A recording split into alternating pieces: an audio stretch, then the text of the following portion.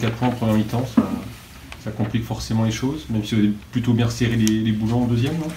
Oui, c'est vrai qu'on a commis plusieurs erreurs défensives dans les rotations.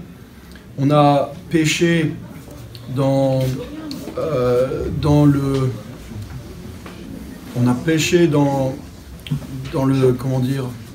plan du match. Il y a des choses qu'il ne fallait pas qu'on fasse, et il y a des choses qu'il fallait qu'on fasse. Et je crois qu'il y a eu un peu une confusion à un moment donné.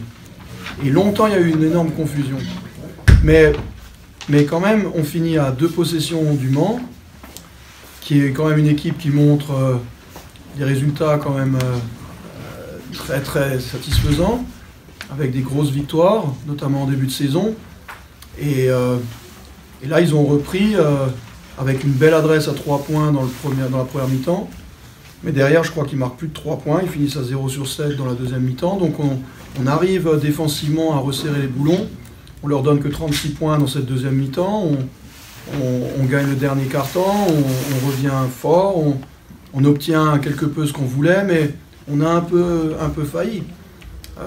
Derrière, Youssafa a fait le match de sa vie au lancer franc. Félicitations. Il n'empêche qu'à 57%, qui est un très bon pourcentage, c'est toujours largement inférieur à 91 à 2 points. C'est là où il y a un peu un fil conducteur qu'on a raté. Et il a vraiment dominé les débats de la tête et des épaules. Et c'est pas que une image. Maintenant, on n'a pas tant démérité que cela, mais le problème, c'est que c'est très dommage de venir échouer à 2 possessions, alors qu'on avait un plan, alors qu'on a montré un jeu collectif quand même intéressant, avec une deuxième mi-temps de très belle qualité, mais ces détails et ces erreurs nous coûtent trop cher,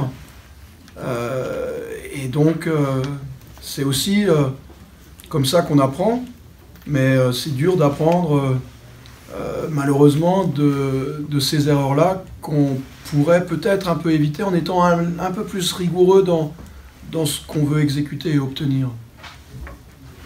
Avoir été toujours mené a peut-être été dur à porter sur l'ensemble de la rencontre.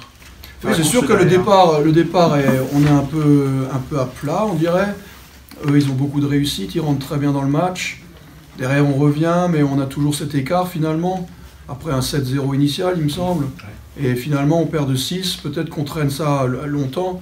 Mais je sais qu'on est capable de bien défendre, je sais qu'on est capable, on a un vrai potentiel offensif, parce que marquer 84 points à l'extérieur, c'est quand même intéressant. Nos pourcentages n'étaient pas catastrophiques, hein. Mais malheureusement, on a donné trop de pourcentage à l'intérieur, tout simplement. Et parfois des lancers francs un peu inutiles, et en plus, une des forces du Mans, c'est cette capacité à prendre les rebonds off, où ils en prennent 11. 11 est un chiffre important, mais c'est un chiffre encore plus important lorsque vous avez une telle adresse.